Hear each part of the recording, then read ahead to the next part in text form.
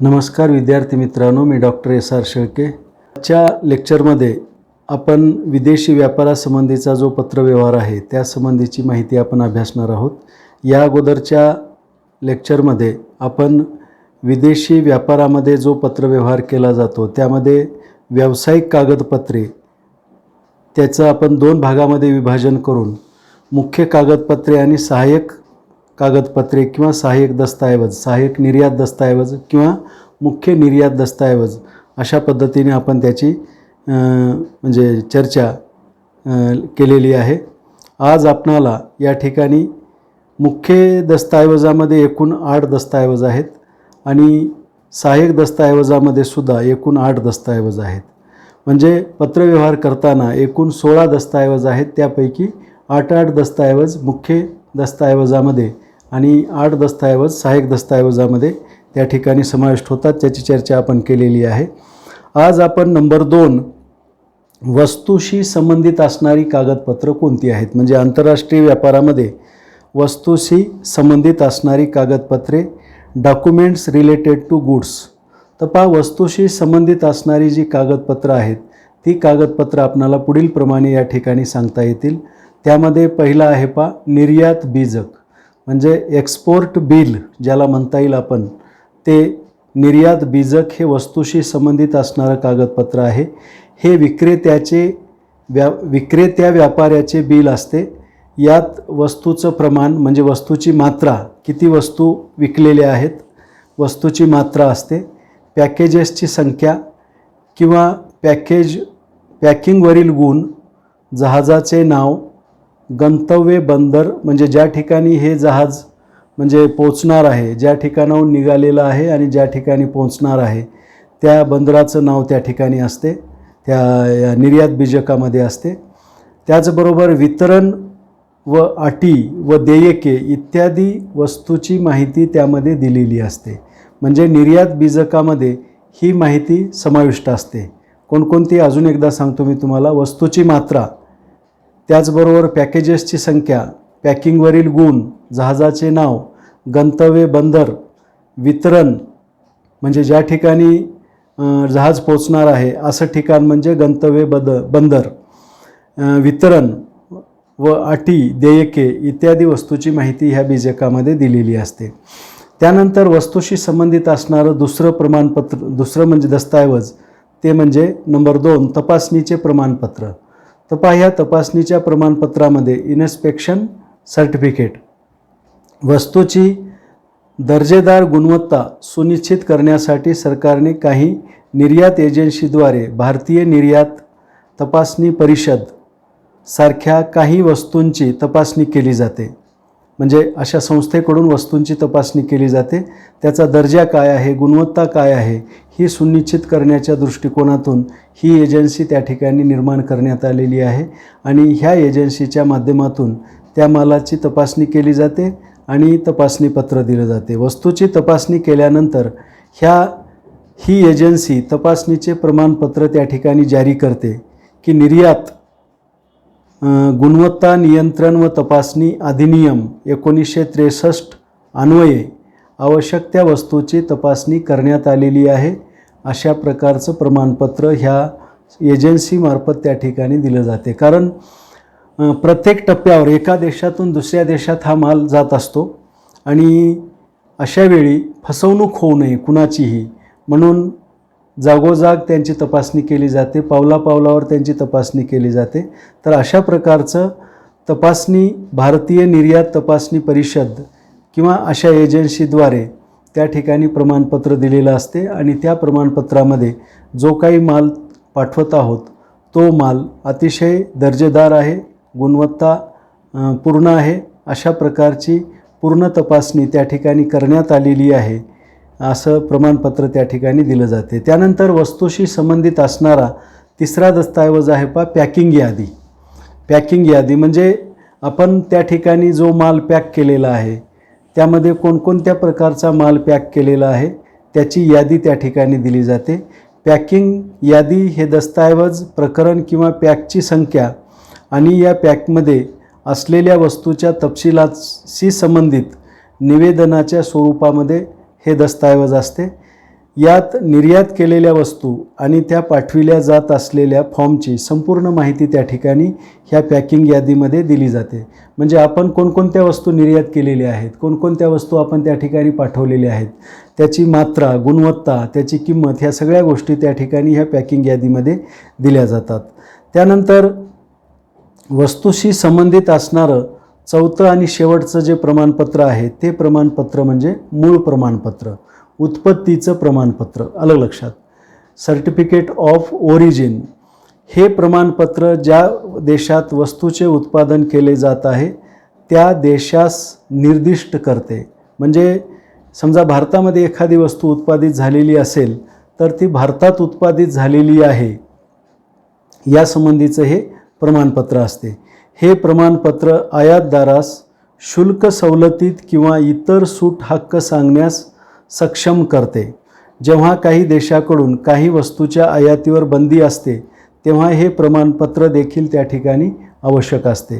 तर मूळ प्रमाणपत्र म्हणजे त्या देशाची ओळख त्या ठिकाणी होणं अत्यंत आवश्यक आहे. या दृष्टिकोनातून हे प्रमाणपत्र दिलेलं असते. किंवा त्या वस्तू कोणत्या देशाने उत्पादित केलेल्या आहेत, आलं लक्षात, त्या देशाची ओळख त्या प्रमाणपत्रावरून होते. समजा वस्तू तर सर्वच जण उत्पादित करतात, परंतु ती वस्तू कोणी भारताने उत्पादित केली का, इंग्लंडने केली का, अमेरिकेने केली का, रशियाने केली का, चायनाने केली, हे आपल्या लक्षात आलं पाहिजे. म्हणून त्या ठिकाणी मूळ प्रमाणपत्र किंवा सर्टिफिकेट ऑफ ओरिजिन हे त्या ठिकाणी घेणं अत्यंत आवश्यक आहे. तर पहा, नंबर 2मध्ये म्हणजे वस्तूशी संबंधित असणारे जे दस्तऐवज आहेत हे 4 दस्तऐवज आहेत. त्यानंतर नंबर 3 आहे पहा, जहाजावर माल चढविण्यासंबंधित प्रमाणपत्रे. आता आपल्याला जहाजावर माल चढवायचा असेल तर त्या चढविण्यासंबंधी कोणकोणती कागदपत्र त्या ठिकाणी आवश्यक आहेत. सर्टिफिकेट रिलेटेड टू शिपमेंट, जहाजावर माल चढविण्यासंबंधित असणारी जी काही सर्टिफिकेट आहेत किंवा प्रमाणपत्र आहेत ते पुढीलप्रमाणे. त्यामध्ये नंबर 1 जोडीदाराची पावती, मेट सर्टिफिकेट रिसीट देणं आवश्यक आहे. मेट रिसीट म्हणजे काय हे आपण याच्या अगोदर बघितलेलं आहे. तर हे जहाजावर माल चढविण्याच्या अगोदर त्या ठिकाणी तिथं उपलब्ध असणं आवश्यक आहे की माल जहाजावर चढवायला काही हरकत नाही अशा प्रकारची परमिशन देणारं हे प्रमाणपत्र आहे. त्यानंतर दुसरं जे दस्तऐवज आहे शिपिंग बीजक, शिपिंग बिल म्हणजे जो माल आपण जहाजामध्ये चढवलेला आहे त्या मालाचं बिल त्या ठिकाणी असणं आवश्यक आहे. त्यानंतर गाडीचे तिकीट, कार तिकीट म्हणजे हा एक दस्तऐवज, एक प्रकारचं प्रमाणपत्र आहे जहाजावर माल चढविण्यासाठी. कोणत्या जहाजावर हा माल चढवला पाहिजे हे ओळखता यावं म्हणून. त्यानंतर मोजमाप प्रमाणपत्र, सर्टिफिकेट ऑफ मेजरमेंट, जो माल आपण जहाजामध्ये चढवणार आहात त्याचं मोजमाप पुन्हा एकदा झालेलं आहे किंवा करण्यात आलेलं आहे यासंबंधीचं प्रमाणपत्र हे असते. त्यानंतर 5वं जे प्रमाणपत्र आहे ते आहे पहा, गलबत्तावर भरणा केलेल्या मालांची यादी, बिल ऑफ लेडिंग म्हणतात त्याला. गलबत्तावर म्हणजे जहाजावर जो काही माल आपण भरणा केलेला आहे त्या मालाची तपशीलवारपणे यादी त्या ठिकाणी देणं आवश्यक आहे. त्यानंतर 6व्या प्रकारचं जे दस्तऐवज आहे तो वायुमार्गाचे बिल, एअरवेज बिल. तर पहा, वाहतूक खर्च, जसा आपला वाहतूक खर्च असतो, रस्ते वाहतूक खर्च किंवा रेल्वे वाहतूक खर्च, तशा पद्धतीने वायुमार्गाचं बिल, जर समजा माल आपण वायुमार्गाने पाठवत असाल तर एअरवेज बिल त्या ठिकाणी देणं आवश्यक आहे. तर पहा, 3ऱ्या प्रकारामध्ये म्हणजे जहाजावर माल चढविण्यासंबंधित प्रमाणपत्रामध्ये ही 6 प्रमाणपत्र त्या ठिकाणी येतात आणि ही 6 प्रमाणपत्र तिथं उपलब्ध असणं आवश्यक आहे.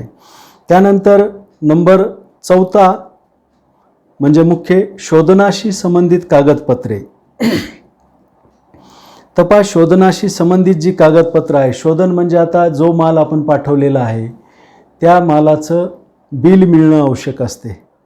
त्या बिलाशी संबंधित काही कागदपत्र त्या ठिकाणी दाखल करावी लागतात, त्याशिवाय आपणाला बिल मिळत नाही. म्हणून शोधनाशी संबंधित कागदपत्रे किंवा डॉक्युमेंट्स रिलेटेड टू पेमेंट, पेमेंटशी संबंधित असणारी जी काही डॉक्युमेंट आहेत ती अशी आहेत. त्यामध्ये नंबर 1 पतपत्र, लेटर ऑफ क्रेडिट, म्हणजे त्या बँकेच्या, त्या देशाच्या मध्यवर्ती बँकेने जे पतपत्र दिलेलं असते ते पतपत्र त्या ठिकाणी उपलब्ध असणं आवश्यक आहे. त्यानंतर जेव्हा हा माल आपण पाठवतो तेव्हा आपण त्याच्यावर जे विपत्र काढलेलं असते, विनिमय विपत्र, बिल ऑफ एक्सचेंज, ते विनिमय विपत्र त्या ठिकाणी असणं आवश्यक आहे. हे ह्या शोधनाशी संबंधित कागदपत्र आहे. त्यानंतर विश्वास पावती म्हणजे ट्रस्ट रिसीट त्या ठिकाणी असली पाहिजे.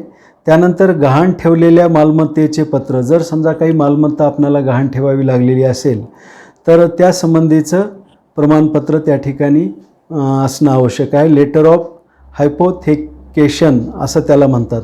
म्हणजे कर्जाच्या मोबदल्यात गहाण ठेवलेली मालमत्ता जिची मालकी धनकोकडे नसते आणि मालकीचे हस्तांतरही धनकोकडे झालेले नसते. तर अशा पद्धतीने जर समजा आपली मार्केटमध्ये पत नसेल तर आपल्याला कुठली मालमत्ता त्या ठिकाणी तारण ठेवावी लागलेली असेल तर त्या मालमत्तेसंबंधीचं जे प्रमाणपत्र आहे ते प्रमाणपत्र तिथं उपलब्ध असलं पाहिजे. त्यानंतर 5वं आहे पहा, शोधनाशी संबंधित असणारं जे कागदपत्र आहे ते म्हणजे शोधन बँक प्रमाणपत्र, बँक सर्टिफिकेट ऑफ पेमेंट.